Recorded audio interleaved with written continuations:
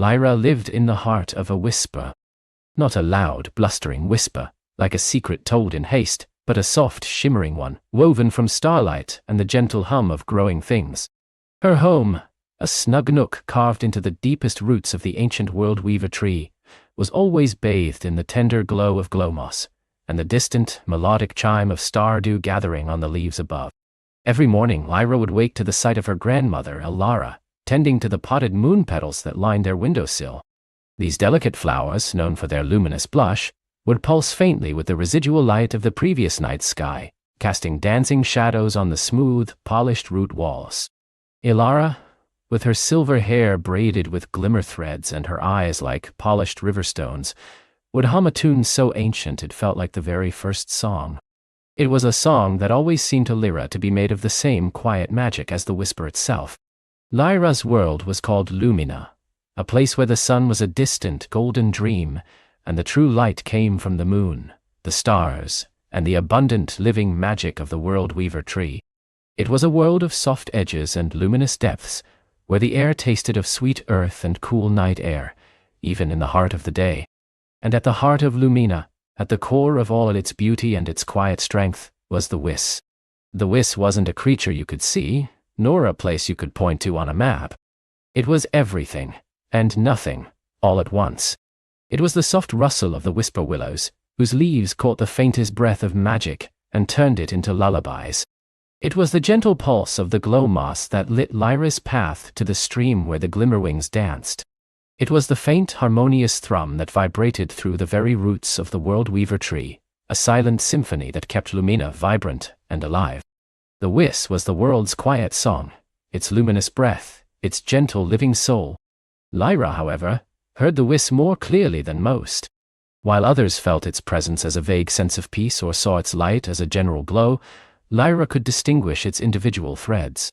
She heard the tiny, contented sighs of the stardew as it formed, the almost imperceptible thrum-thrum-thrum of the world weaver tree's colossal heart, and the faint, silvery laughter of the moon petals unfurling. To her, the Whis was a constant, comforting companion, a secret language she understood without needing words. One morning, as Elara braided her hair, Lyra noticed a change. The moon petals on the windowsill, usually a vibrant, pulsing pink, seemed a little muted, a shade closer to pale lavender. The hum of the world weaver tree, usually a deep, reassuring drone beneath their floorboards, felt thinner, like a single string plucked too softly. And the air, which always carried the sweet, earthy scent of growth and life, now had a faint, almost imperceptible tang of nothingness. "Grandmother," Lyra said, her voice a little small, "do the moon petals seem sleepy today?" Elara paused, her nimble fingers stilling for a moment. She looked at the petals, then at Lyra, her ancient eyes searching. "Perhaps, little one." The night was brief, and the sky held fewer stars than usual. But Lyra saw a faint line form between Elara's brows, a crease of worry. Over the next few days, the subtle changes grew. The glow moss outside their home, which usually cast a warm emerald sheen, now flickered with a hesitant yellowish light. The glimmerwings, those delicate beings of pure light and joy, seemed to drift rather than dance, their wings less iridescent, their movement slower. Even the stardew, which used to gather in glistening, plentiful drops, was sparse, leaving the leaves above dry and thirsty. The most noticeable change for Lyra was in the Whis itself. The symphony was fading. The gentle hum of the world weaver tree was now a faint, almost inaudible murmur. The rustle of the whisper willows no longer carried their soothing lullabies, only a dry, crisp whisper that sounded like sorrow. The joyous einthrumming of life was being replaced by an unnerving, growing quiet. It was as if the world was holding its breath, waiting for something, or someone. Lyra began to spend more time by herself, sitting on the mossy roots outside their home, listening intently. She pressed her ear to the ground, hoping to hear the deep resonance of the world weaver's heart, but it was muffled, distant. She sat among the whisper willows, willing them to sing their songs, but they only offered faint, brittle sighs. The absence of the Whis felt like a chill wind blowing through her soul, a hollow ache where warmth and light used to be. One evening, as the moon, now a pale, timid crescent, rose above the highest branches of the world weaver tree, Lyra found Elara sitting by the hearth, not weaving stories as she usually did, but staring into the embers, her expression solemn. The firelight, usually a cheerful crackle, seemed subdued, its warmth barely reaching them. "Grandmother," Lyra whispered, sitting beside her. "What is happening?" "The Whis. It feels so far away." Elara sighed, a sound that seemed to carry the weight of ages. She reached out and took Lyra's small hand in her own, her touch warm and reassuring. "You feel it, little Lyra, don't you? You always have. You hear the world's truest song." "It's not singing anymore," Lyra said, her voice trembling slightly. "It's fading." "Indeed," Elara murmured, her gaze still fixed on the dying embers. "The Whis is the lifeblood of Lumina, born from the very heart of the world weaver tree, flowing out through its roots and branches, carried by the stars and the moon, woven into the glow moss and the glimmerwings. It is the magic that sustains us, that gives light to our nights and joy to our hearts. And you are right, little one. It is fading." Lyra leaned closer. "Why? What's happening?" Elara finally turned to Lyra, her eyes now filled with a deep ancient sadness. "Legends speak of a time, long, long ago, when the Whis almost vanished entirely. A great shadow, born of forgotten sorrows and unkept promises, began to gather at the edges of Lumina, slowly absorbing the light and silencing the song. The Whis, unable to reach its furthest threads, began to recede, drawing back into the heart of the world weaver tree, leaving the outer reaches of our world dim and silent." "The shadow?" Lyra whispered, a shiver running down her spine. The word felt cold and heavy. "Not a living creature," perhaps Elara explained, "but an absence, a growing void where light and sound once were. It feeds on neglect and silence, growing stronger where the Whis grows weaker. If the Whis retreats too far, Lumina will become a place of perpetual twilight, a silent world, and eventually it will simply cease to be." Lyra hugged her knees, the thought of a silent dark Lumina chilling her to the bone. "What happened then? How did the Whis come back?" Elara smiled faintly, a fragile, hopeful light in her eyes. A child much like you, Lyra, who heard the Whis more clearly than anyone else. This child, whose name has been lost to the mists of time, was called upon by the Whis itself to journey into the heart of the fading, to seek out the places where the song had been forgotten, and to rekindle its light." "How?" Lyra asked, her curiosity overcoming her fear. "By finding the lost notes, the forgotten echoes, the places where the Whis had been snuffed out. By listening with an open heart, and by offering a song of their own." Elara paused, her gaze resting on Lyra's face. "The legends say that only one who can truly hear the Whis, who has a pure heart attuned to its delicate song, can mend its broken threads." A profound stillness settled between them, broken only by the faint, sad crackle of the hearth fire. Lyra understood. She had always felt different, heard things others missed. Now she understood. "I'm why." "You mean me?" Lyra's voice was barely a breath. Elara nodded, her silver braids shimmering. "The Whis has been calling to you, little one, even before you could name it. It is why you feel its absence so keenly. It is why you hear its faintest echo. You are a listener, Lyra, a rare gift bestowed upon very few. And now, Lumina needs its listener." Lyra swallowed, a knot forming in her stomach. The thought of leaving the cozy, familiar roots of the world weaver tree, of venturing into the growing quiet, was daunting. Yet, the image of a silent, dark Lumina filled her with a fierce determination. She couldn't let that happen. "What do I do?" she asked, her voice gaining strength. "Where do I go?" Elara rose, moving with a grace that belied her age. She went to a carved wooden chest in the corner of their home, its surface worn smooth by countless hands. From it, she carefully withdrew a small, intricately woven satchel made of star silk, shimmering faintly even in the dim light.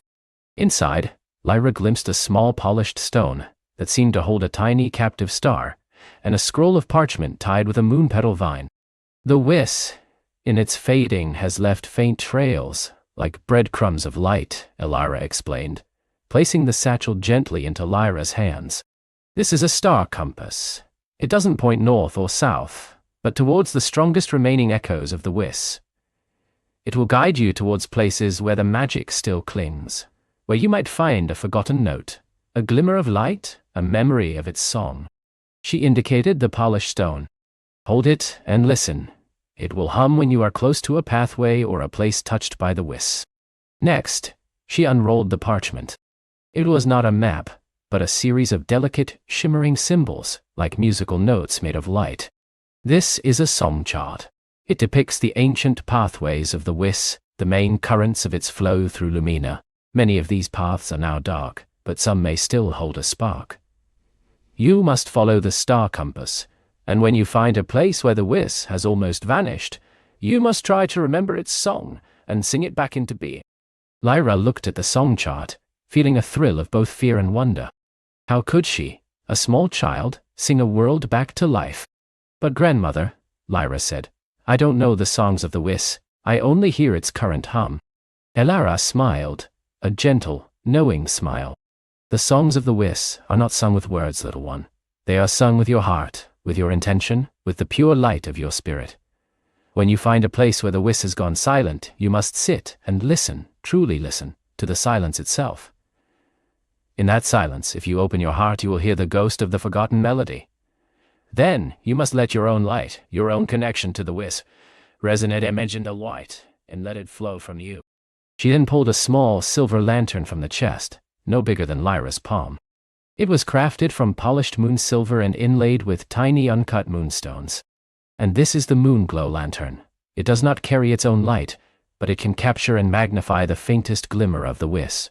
Where the path is darkest, it will help you see. And should you find a stray spark of the Whis, a single forgotten note, this lantern can hold it, gather it, and help you carry it forward. Lyra clutched the satchel and the lantern, their coolness a strange comfort in her hands. The weight of the task pressed upon her, but so did the immense love for Lumina, for the quiet beauty of her home, for the fading song she cherished. Where do I start? She asked, her eyes fixed on Elara.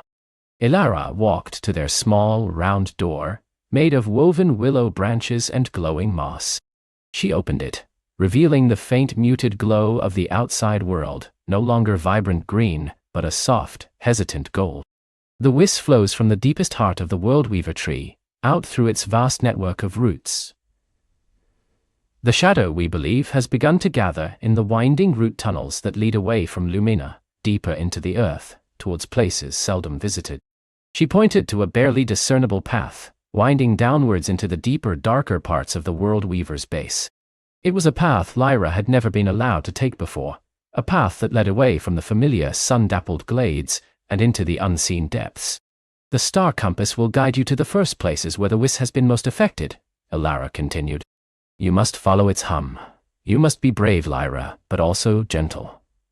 The Whis is delicate, and it responds to kindness and purity of heart. Remember, you are not fighting the shadow, but rekindling the light.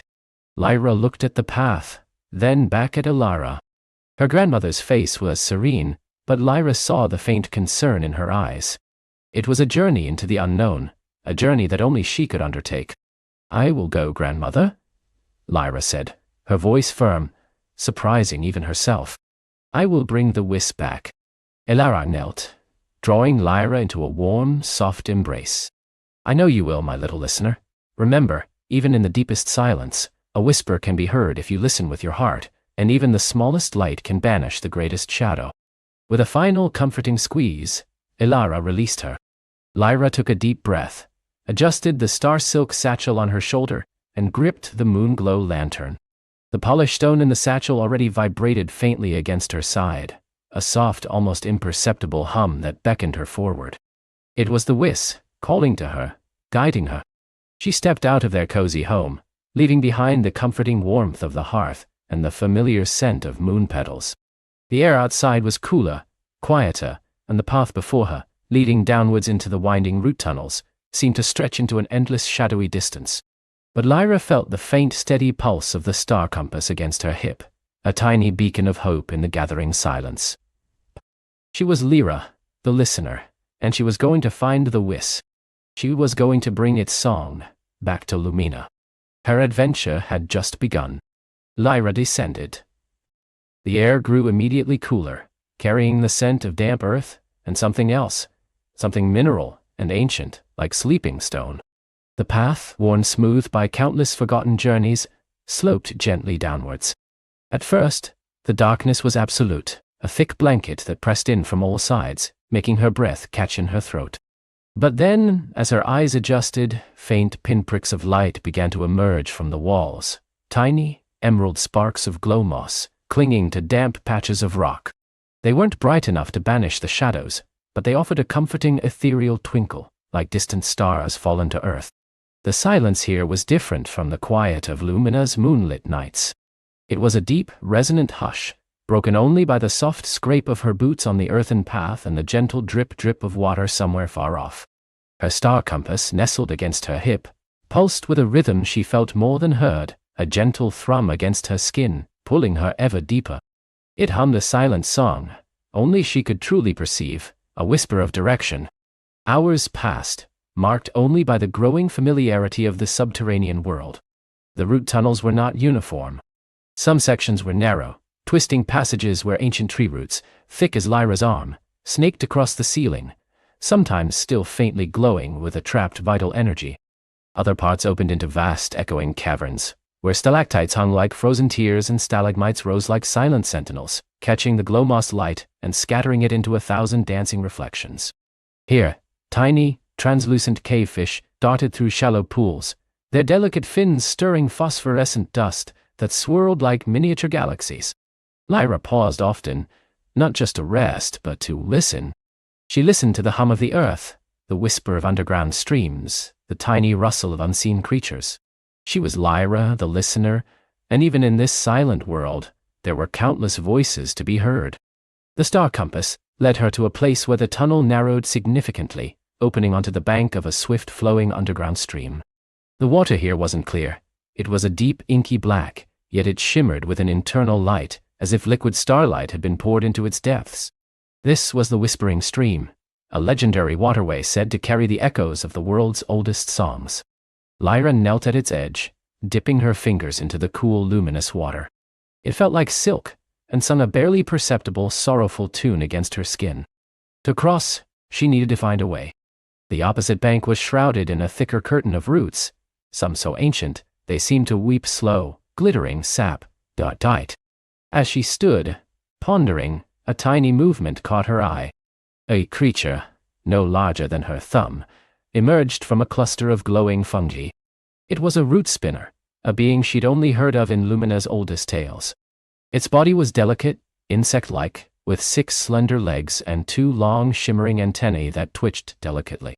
Its skin was the color of rich, damp earth, but its back was covered in a mosaic of tiny bioluminescent scales that pulsed with soft, multicolored light, mimicking the glow moss around them. The root spinner had a tiny, intricate loom woven from strands of root fiber and shimmering fungal threads, and it was meticulously spinning a bridge of living light across the stream. It worked with an intense focus, its delicate movements barely disturbing the air. Lyra watched, mesmerized by the silent artistry.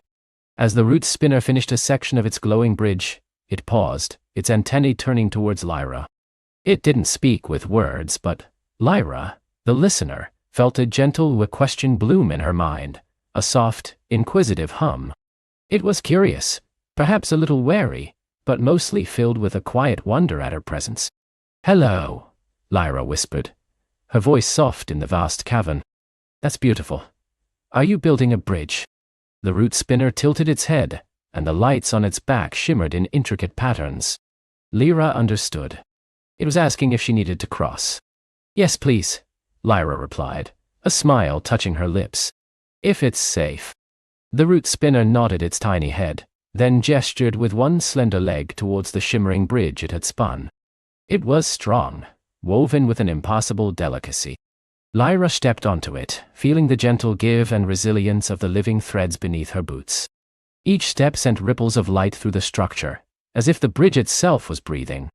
The root spinner, having seen her safely across, gave a little bow of its head, its lights pulsing a farewell, and then vanished back into the shadows and glowing fungi, leaving Lyra to continue her journey, filled with a renewed sense of wonder at the hidden magic of the earth. The star compass led her now through a series of chambers, more wondrous than anything she could have imagined. These were the crystal caverns, where the very walls shimmered with geode formations, some larger than Lyra herself. Each crystal caught and refracted the ambient glow of the moss and the faint internal light of the deeper roots, creating a dazzling display of color. Amethysts the color of deep twilight, emeralds glowing like trapped fairy fires, rubies pulsing with a soft inner warmth. The air here was dry and cool, carrying a faint sweet smell of minerals and ancient stone. As she walked deeper, the chambers grew larger, leading her into what felt like the very heart of the earth. Here, the crystalline formations were not just on the walls, but grew from the floor and ceiling in soaring spires, forming intricate cathedrals of light. The star compass thrummed more insistently now, a steady, almost urgent rhythm against her hip.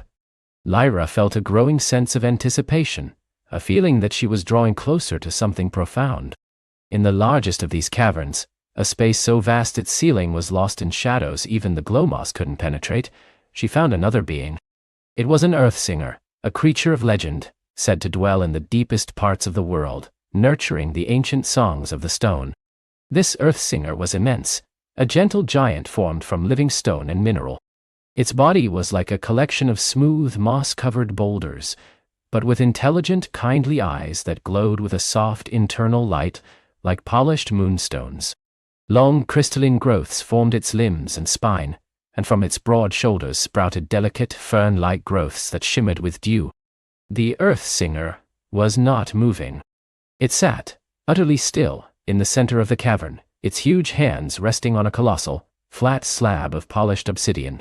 Its head was tilted slightly, and from its stony lips issued a sound that was less a song and more a vibration, a low, resonant hum that thrummed through the very air, through Lyra's bones, through the crystalline walls. It was the song of the earth itself, a deep, ancient melody of creation and endurance, but it was also tinged with a profound sadness, a note of longing that made Lyra's heart ache. Lyra approached cautiously, her small figure dwarfed by the immense presence of the earth singer. She could feel the vibrations of its song resonating within her, a symphony of the earth heart. "Hello?" she ventured, her voice a mere whisper against the earth singer's resonant hum. The earth singer slowly, ponderously, turned its head. Its moonstone eyes focused on her, and Lyra felt a gentle, knowing presence fill her mind. "You are Lyra," the listener it conveyed, not with words, but with a wave of understanding. "You seek the Whis. Its song is muted. Its heart aches. Pain and sigh.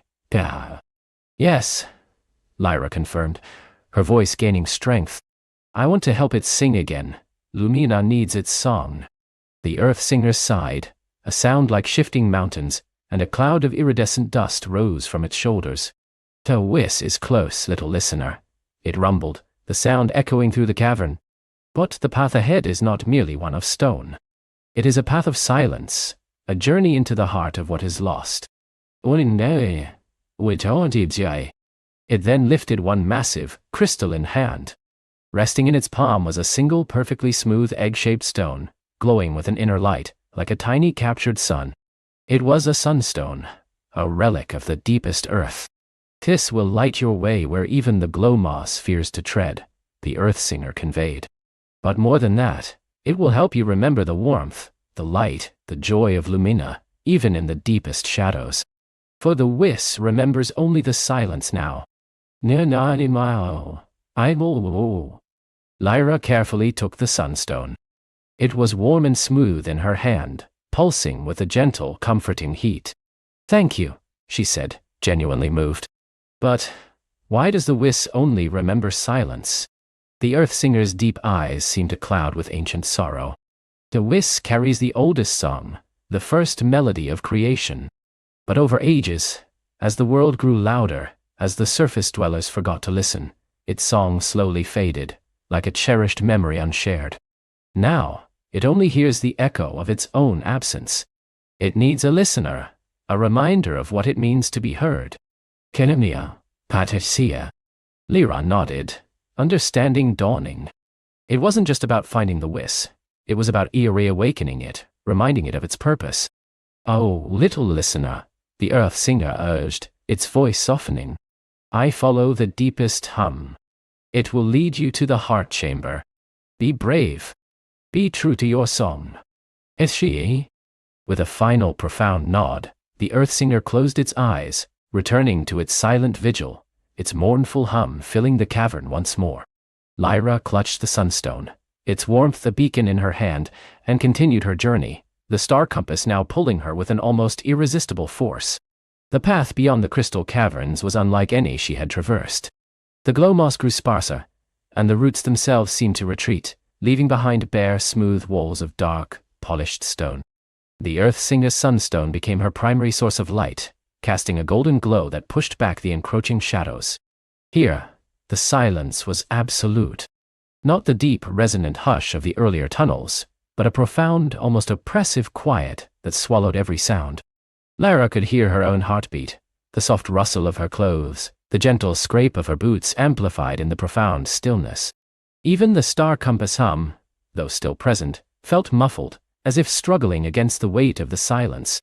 This was the path of silence, the Earth Singer had warned. It tested not just her courage, but her ability to maintain her own inner song, her own sense of self, in a world devoid of external sound. Lyra focused, remembering the comforting hum of Lumina, the laughter of her friends, the gentle rustle of moon petals, the melodies of the star weavers.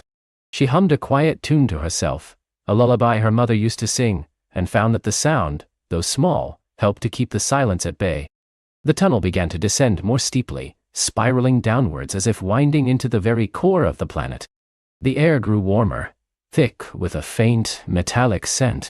The walls began to change, no longer mere stone, but etched with ancient symbols, glowing faintly with a light that seemed to come from within the rock itself.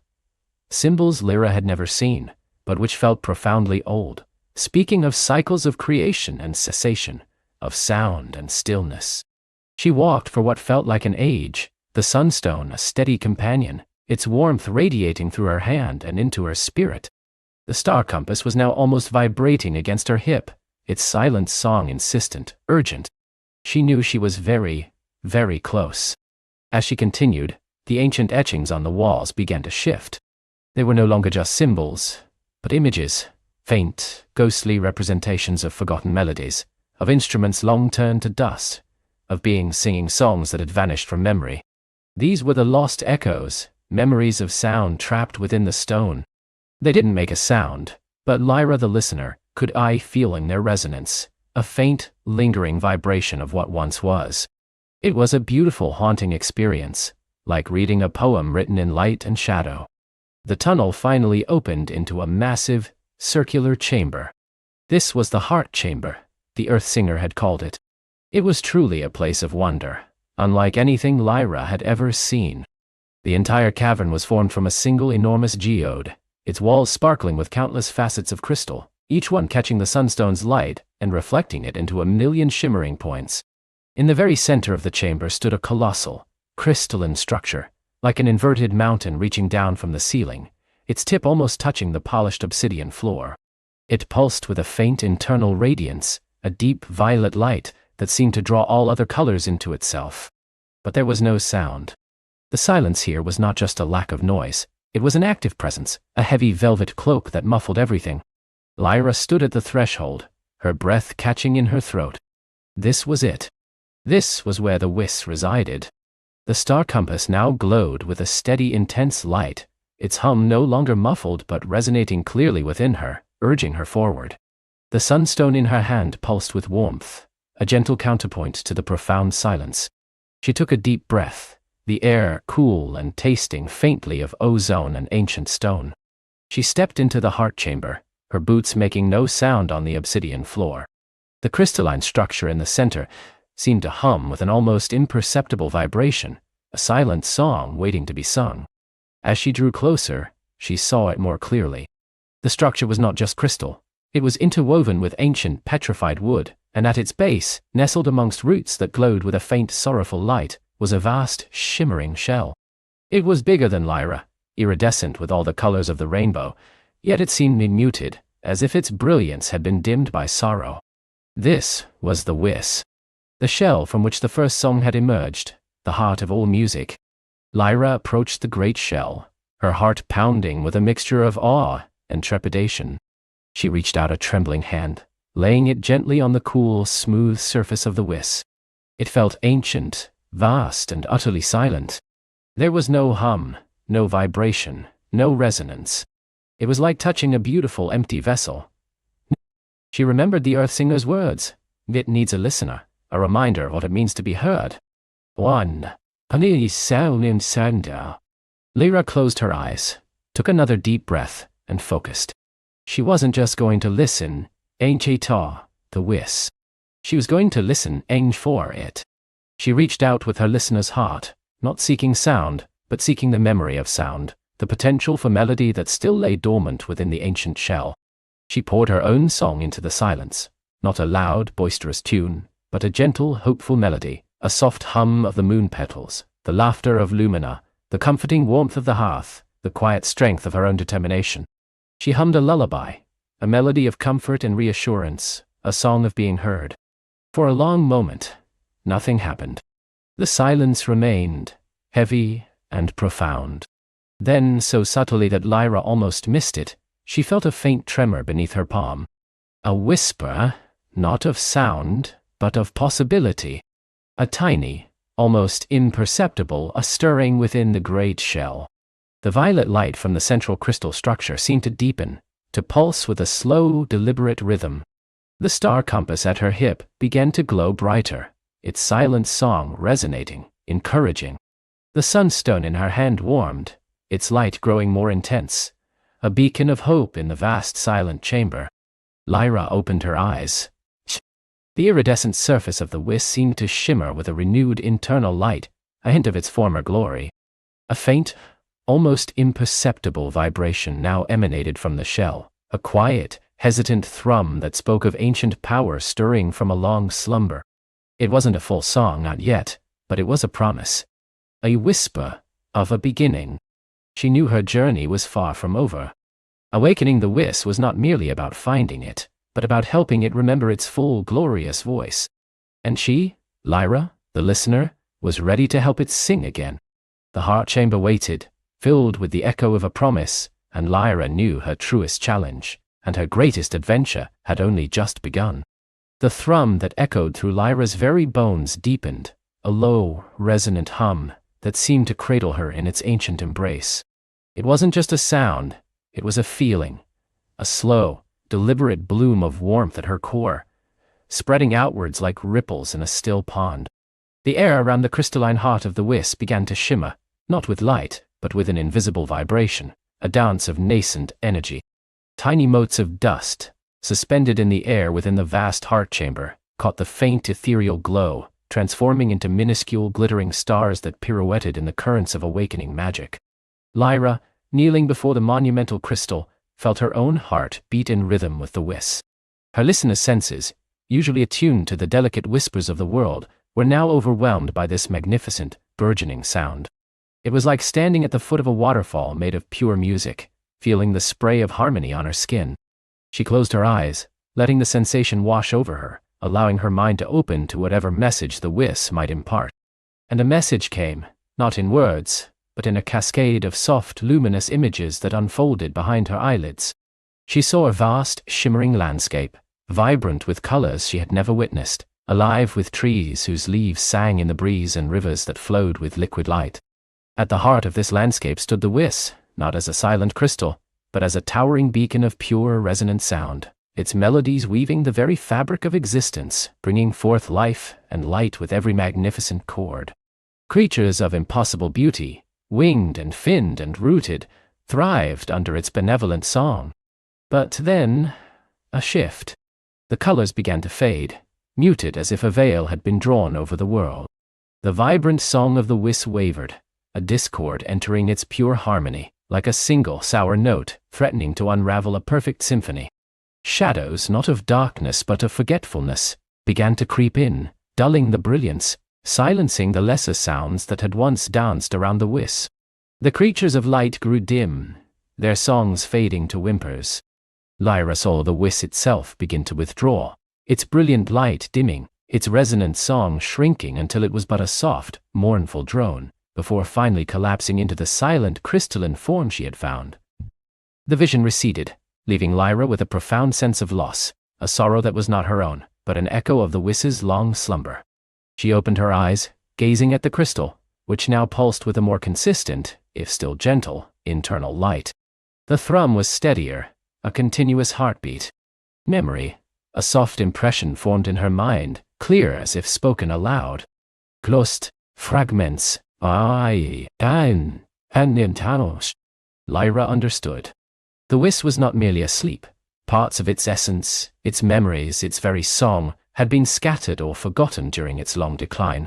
Awakening it was only the first step. What? To help it remember its full, glorious voice, she would have to find these lost fragments. Fragments, she murmured, her voice barely a breath in the vast chamber. Where do I find them? The Whis responded with a subtle shift in the light within its crystal heart. A faint, intricate pattern like a delicate map began to bloom on its surface, shifting and swirling as Lyra watched. It wasn't a map of mountains or rivers, but of energies and resonance, a web of subtle currents that crisscrossed the world. One particular node on this ethereal map pulsed with a gentle, inviting light, drawing her gaze. It was a place far from the cold stone embrace of the mountain heart chamber, a place that felt warm and verdant, even through the abstract representation. Eridor, the impression came, accompanied by a faint, wistful melody, like a half-remembered lullaby. Curious sunken gardens of Eridor, down now sea. First echo, dot unwind, key. Is any day, nearly. Lyra rose, her limbs light with purpose. Eridor, dot enchanting. She had heard tales of it, whispered legends among the oldest lore-keepers of her people. A place of fabled beauty, now largely forgotten, said to be submerged beneath the shifting sands of the Whisperwind Desert, or perhaps beneath the waves of some ancient, long-vanished sea. A place where magic had once bloomed as freely as flowers. To find it, she would need more than just instinct. She would need guidance. Before venturing forth, Lyra knew she must consult the Oracle Weaver, the eldest and wisest of her community, whose chambers were nestled deep within the mountain's living rock, far above the heart chamber. The Oracle Weaver, named Alara, could read the threads of fate and memory, weaving them into tapestries of guidance. The journey back up through the winding tunnels was different now. The air thrummed with a faint, hopeful resonance, a warmth Lyra hadn't noticed before.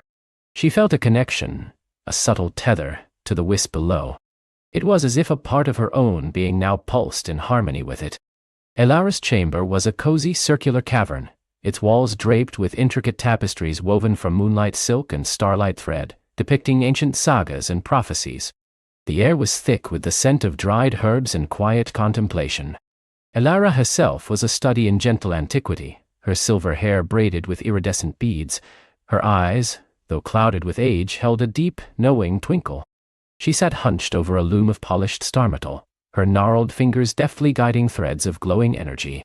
"Lyra, my listener," Alara greeted, her voice soft as rustling leaves without even looking up. The Whis stirs. Its first breath warms the mountain. Lyra knelt before her, reverence filling her. "Yes, Oracle Weaver. It has shown me visions, impressions. It speaks of lost fragments of Eridor." Alara hummed, a sound like distant chimes. Eridor, a name whispered by the winds of old, the sunken gardens. A place of profound beauty, where the Whis once wove its most delicate melodies into the very flora. She paused, her fingers stilling on the loom. Many ages ago, when the great silence began to fall upon the Whis, its voice did not simply vanish. It shattered, Lyra.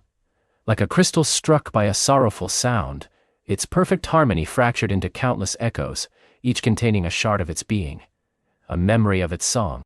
"How do I find them?" Lyra asked, her voice hushed. Alara finally looked at her, her ancient eyes piercing. "Your heart, Lyra. Your listener's heart. It is the compass. The Whis has chosen you not merely to awaken it, but to become its conduit, its voice in the world, until its own can fully return. You must follow the echoes. Each fragment resonates with a unique frequency, a subtle hum that only a true listener can perceive and interpret." She pointed to a tapestry depicting a swirling vortex of blue and green. Eridor is not truly sunken beneath sand or sea, not in the way mortals understand. It is cloaked, veiled by time and forgetting. A place where the boundaries between the waking world and the dream realm are thin. To find it, you must seek the singing sands. The singing sands, Lyra repeated, recalling tales of a vast desert where the dunes shifted and moaned with eerie melodic sounds. Indeed, the whispers of the desert winds carry the faintest echoes of Eridor's once vibrant life. Listen closely to them. They will guide you to a place where the air itself shimmers with an ancient warmth, a warmth that speaks of life stubbornly enduring. There, you will find the entrance, a gateway cloaked in illusion. Elara's fingers returned to her loom, weaving a thread of shimmering gold into the tapestry. But be warned, Lyra. Time has not been kind to Eridor. Though beautiful, it may hold forgotten guardians, or illusions born of its long slumber. What should I seek in Eridor? Lyra pressed. The Oracle Weaver smiled gently, the first echo, as the Whis called it. A resonance blooming. These are not mere flowers, Lyra, but living crystals, grown from the pure essence of the Whis' earliest songs. They hold within them specific notes, specific harmonies that are vital to its restoration. You must attune yourself to their song, and draw forth their essence. Only then can the Whis begin to weave its threads back together. Ooh. Antes to my day. Lyra absorbed her words, a thrilling sense of anticipation mixing with the daunting scale of the task. How do I draw forth their essence? That, my dear listener, Elara chuckled softly. You will discover when the time is right. Trust your instincts, trust the connection you now share with the Whis. It will guide you. Now, go. The mountain has held you long enough, the world awaits its listener. With a deep bow, Lyra thanked the Oracle Weaver and prepared for her journey. She gathered only what was essential: a sturdy waterskin, a small pouch of dried berries and nuts, a warm cloak for the desert's cold nights, and her most treasured possession, a small, smooth riverstone, worn perfectly round by countless currents, which she had found as a child, and always carried for comfort. It had a faint, almost imperceptible hum when she held it, a tiny echo of the world's deep song. Descending from the mountain's heart, Lyra felt the crisp, clean air of the world on her face. The sun was a warm, golden promise in the sky. She turned towards the east, where the distant, shimmering haze of the Whisperwind Desert beckoned. The journey to the Singing Sands was long, but not without its own quiet magic. Lyra traversed rolling hills covered in whispering grasses, where herds of shy, iridescent horned deer grazed. She crossed ancient, moss-covered stone bridges spanning rivers that chuckled softly over pebbles. Each step deepened her connection to the world, sharpening her listeners' senses. She heard the tiny rhythmic pulse of life within the soil, the gentle sigh of the wind through the leaves, the distant murmuring conversations of unseen forest spirits. It was a symphony, and she was learning to distinguish each instrument. As she drew closer to the desert, the landscape began to change. The greens gave way to ochres and russets, the soft earth to increasingly sandy terrain. The air grew drier, warmer, carrying with it a faint, metallic tang. And then, she heard it, the low, mournful, yet strangely beautiful sound that gave the Singing Sands their name. It began as a barely audible drone, a deep vibration that seemed to come from the very ground itself. As Lyra walked further, the drone grew, separating into distinct pitches, rising and falling like the swell of an unseen ocean. The wind, whipping across the vast undulating dunes, picked up the sand grains, causing them to rub and slide, creating an ethereal music. It was a vast, natural instrument, played by the desert itself. Some notes were like a haunting flute, others like a distant horn, and still others like the deep, resonant thrum of a great drum. Lyra closed her eyes, letting the sounds wash over her. She focused, using her listener's gift, trying to discern patterns, seeking the ancient warmth Elara had spoken of. The desert's song was chaotic, beautiful, but not what she sought. It was a surface melody. She needed to listen beneath it. Hours passed. The sun climbed high, baking the sand to a golden fire, then began its slow descent, painting the sky in fiery oranges and purples. Lyra walked, her feet sinking slightly into the soft, warm sand with each step, her ears constantly searching. She felt a growing weariness, but her resolve was unwavering. The image of the beautiful, vibrant Whis before the silence spurred her on. Then, just as the first stars began to prickle the deepening indigo of the sky, she felt it. A faint, subtle counter-melody beneath the desert's grand symphony.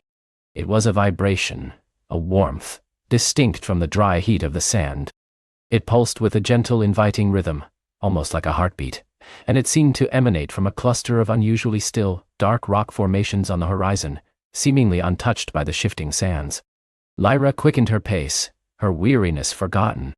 As she drew nearer, the desert's song seemed to soften around this particular spot, as if respectful of the deeper resonance it held. The air grew strangely still, losing its dry, biting edge, becoming imbued with a faint, sweet scent, like blossoms after a spring rain. She reached the rock formations, which were indeed unyielding against the desert's slow encroachment. They formed a natural alcove, creating a small, sheltered pocket of stillness. The warmth Lyra had sensed was strongest here, emanating from the very air. She scanned the rock face, looking for an opening, a doorway, but saw nothing but solid stone, ancient and weathered. A gateway cloaked in illusion, she murmured, remembering Elara's words. She placed her hands on the warm, smooth stone, closing her eyes, and let her listener's senses expand. She listened to the stone itself, to the faint, almost imperceptible hum of its molecules, to the deep, slow pulse of the earth beneath it. She listened for the ancient warmth, for the faint, wistful melody she'd heard from the Whis. And there it was. Not a physical door, but a shimmering, almost invisible veil of energy, barely discernible to the eye, but utterly clear to her attuned ears. It hummed with a delicate, high-pitched frequency, a sound that resonated with the faint, guiding melody in her mind. It was a song of concealment, woven with threads of forgotten magic. Lyra took a deep breath, focusing her intent. She reached out with her mind, attempting to match the frequency of the illusion's song, to gently unravel it. She hummed a soft, wordless tune, letting her own inner harmony resonate with the veil. It was a delicate dance, like coaxing a shy bird to sing. Slowly, imperceptibly at first, the air before her began to ripple, like heat haze over sand, but imbued with a faint iridescent glow. The hum of the veil deepened, then softened, and then, with a sound like 1,000 tiny bells chiming, it dissolved. Before her stood not a cavern, but an archway, carved from smooth dark stone, overgrown with vines that glowed with a soft internal light.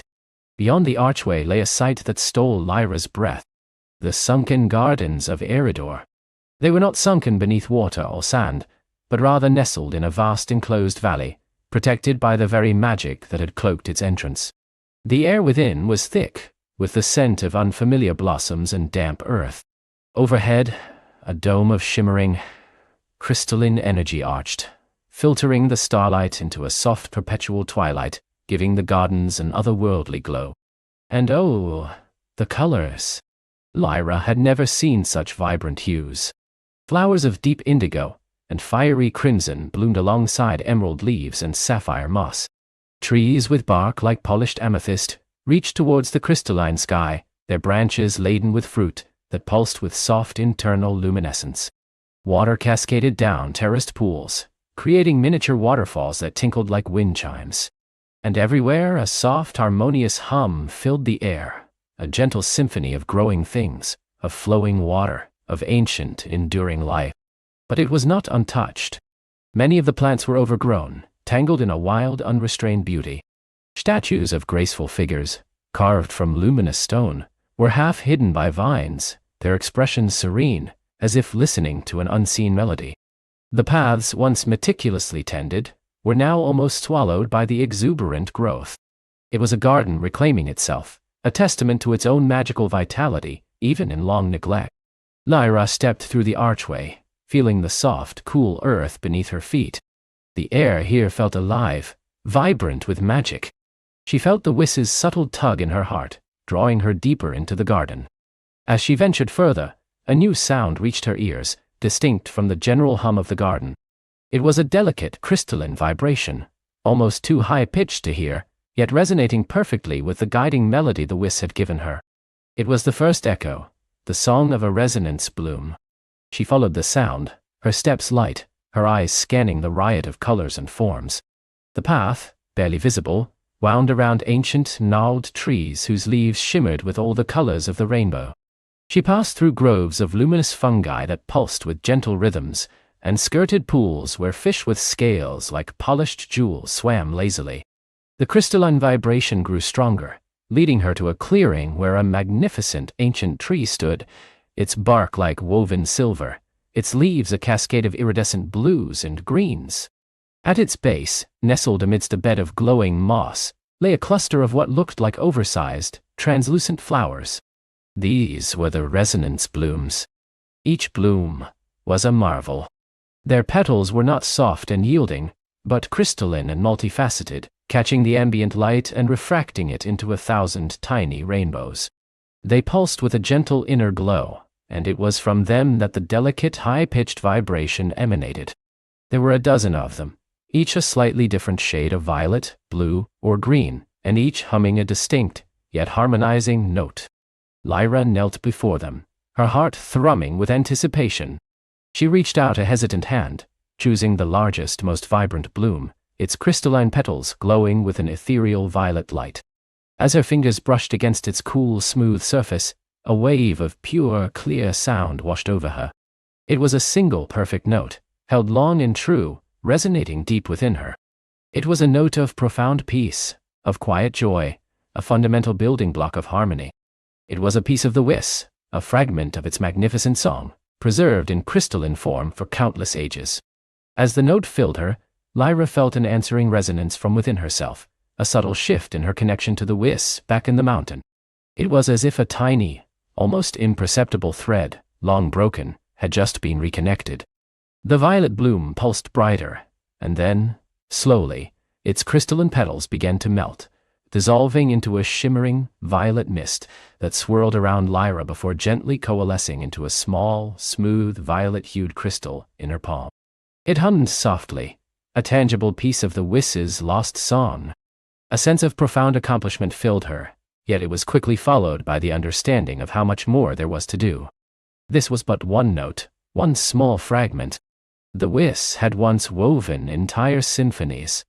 As she held the violet crystal, a new impression formed in her mind, clearer than before. A new image, overlaid upon the vision of the world-weaving Whis. It was a different landscape now, starker, colder, yet equally magnificent. Towering spires of ice reached towards a sky filled with shimmering auroras. And within this landscape, another point pulsed with a faint resonant light. Glacial peaks of silver frost. The impression came, accompanied by a sound like the whisper of the wind through ancient ice. Sekund, echo. Pornadananorian. 130. Hanin monedashtade, on des, arnertea.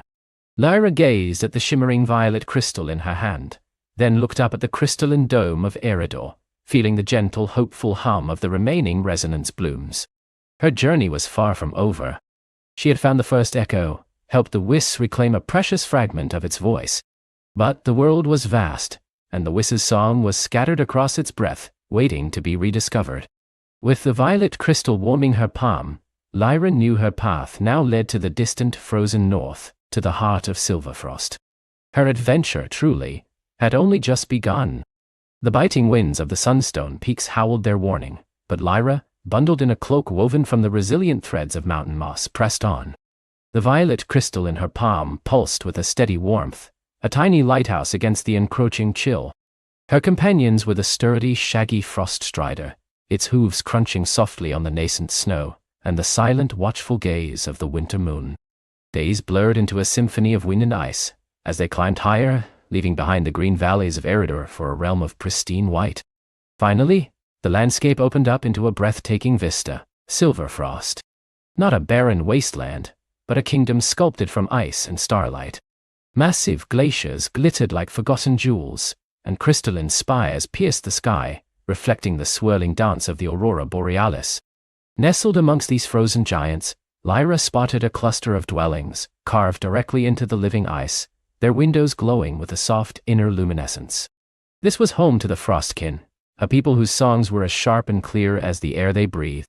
Upon reaching the village, Lyra was greeted with cautious curiosity. The Frostkin, with their pale skin and eyes the color of glacier ice, were a hardy folk, their movements economical, their voices like the tinkling of icicles.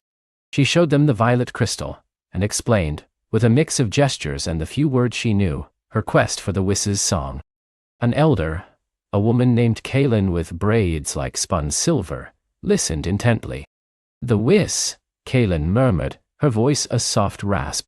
"We know it as the whisper in the ice, a sound that once sang of enduring courage, strengthening our hearts against the biting cold. But now, it is fainter than a dying ember.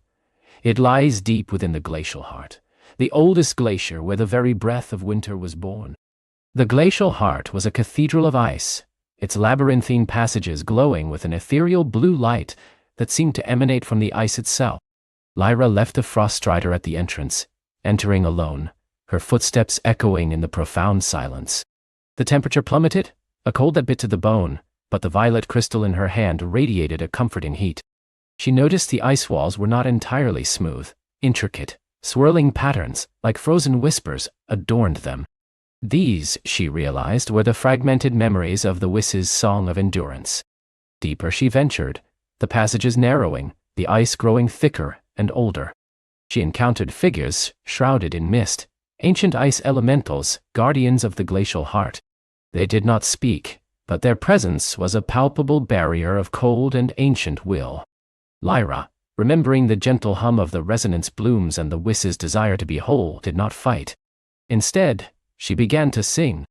Her voice, soft at first, then growing in strength, carried the melody of hope and warmth she had gathered in Eridor. It was a song of life, of resilience, a counterpoint to the desolate beauty of the ice. The elementals, drawn by the unexpected warmth in her voice, slowly receded, their forms swirling into the mist, their icy grip loosening. At the very core of the glacier, Lyra found it. Encased in a massive block of pure, shimmering ice, was a magnificent cerulean crystal date. It pulsed with a faint, steady beat, like a slow, courageous heart. This was the Whis' song of endurance. Lyra placed her hands on the ice, and sang again, a melody of understanding and respect for the strength she felt emanating from the crystal. Slowly, miraculously, the ice around the cerulean crystal began to recede, melting not with heat, but with a gentle, crystalline sigh. When she touched the exposed crystal, a wave of quiet strength and unyielding resilience flowed into her, filling her with the courage to face any storm. The cerulean crystal now hummed in harmony with the violet one, a duet of hope and endurance. As Lyra emerged from the glacial heart, the frostkin greeted her with a renewed sense of purpose. Their whispers in the wind now carried a clearer note of resolve. Their songs of survival resonated with a deeper strength. The combined hum of the two crystals in her palm now guided her not north, but south, far past the sunstone peaks, beyond Eridor, towards the azure depths. The next echo, she knew, lay beneath the vast shimmering surface of the ocean. Her journey to the coast was swift, carried by the exhilaration of her discovery. The salty air and the rhythmic roar of the waves were a stark contrast to the silent grandeur of Silverfrost. In a small, ancient port town, she found an old mariner, his face weathered like driftwood, who spoke of a legend.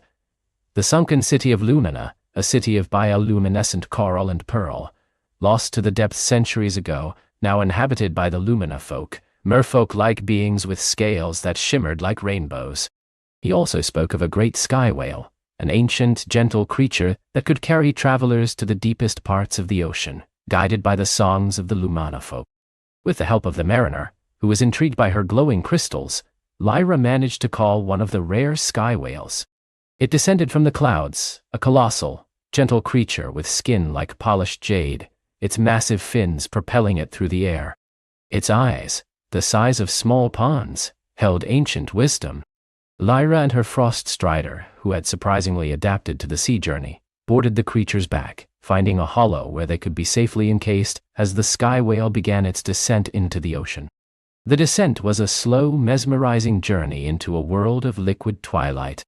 Pressure mounted, but the sky whale's magical aura protected them. Strange, luminous creatures drifted past, like living constellations. Then, in the deepening gloom, Lyra saw it, Lumina, a city of breathtaking beauty, built from living coral and giant pearls, glowing with an internal soft opalescent light. The Lumina folk swam around them, their iridescent scales flashing, their voices a symphony of clicks and whistles that echoed through the water. A Lumina elder, Her tail a cascade of shimmering silver welcomed Lyra. Through a form of telepathic communication, gentle and flowing like the currents, Lyra explained her quest. The elder nodded sadly. "We know it as the light that sings," she conveyed.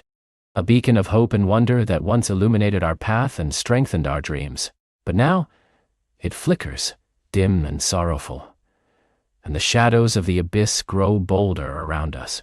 It is said to rest in the abyssal heart, our oldest temple, swallowed by the deepest trench." The abyssal heart was a grand ruined temple, its once proud spires now half buried in the abyssal sands, adorned with intricate carvings of ancient sea life.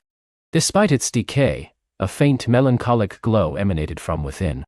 Lyra, leaving the sky whale and frost strider outside, was given a shimmering air bubble by the Lumina folk, allowing her to breathe freely underwater. The temple was steeped in a profound sadness. Ancient, light-hungry abyssal creatures, drawn by the fading glow, lurked in the shadows, their eyes like pinpricks of malice. This time, the challenge wasn't just physical. It was emotional. The creatures weren't inherently evil. They were desperate, drawn to the last vestiges of light. Lyra, understanding the Lumina folk's deep sorrow for their fading city, began to sing a new melody. It was a song of empathy, of shared vulnerability, a melody that acknowledged the pain of loss, but also spoke of the resilience of life. The song resonated with the luminescent creatures, not as a threat, but as a source of comfort. They slowly drifted away, their hunger for light momentarily sated by the light of Lyra's compassion. At the very heart of the temple, cradled in a bed of radiant bioluminescent kelp, Lyra found the third echo dot. It was a magnificent opalescent crystal, shimmering with all the colors of the ocean, pulsing with a gentle illuminating light, the beacon of hope and wonder. As she sang, touching the crystal, its colors intensified, scattering the last shadows of the abyss. A profound sense of wonder and interconnectedness with all life, from the smallest plankton to the largest sky whale, washed over her. The opalescent crystal joined the violet and cerulean ones, and their combined hum swelled into a rich harmonious chord, a living melody of guidance, endurance, and hope. As Lyra ascended from Lumina, the city below glowed with a renewed brilliance, its corals vibrant, its pearl domes radiating with an inner light. The songs of the Lumina folk were now full of joy and rekindled dreams. The three crystals in Lyra's hand now pulsed together, pointing upwards, not just to the sky, but beyond the clouds, to the cloud peaks and the sky spire of Athelgard, the very birthplace of the Whis. The sky whale, sensing her intent, began to ascend, carrying her towards the heavens. The ascent was a journey through realms of pure air and starlight. They passed through swirling cloud banks that felt like liquid silk, then past floating islands adorned with impossible sky blossoms. The air grew thin, the silence profound, until finally, piercing the highest heavens, Lyra saw it, the sky spire of Ethelgard. A colossal tower of gleaming white stone, ancient beyond imagining, its peak wreathed in eternal starlight, its surface etched with the history of the world.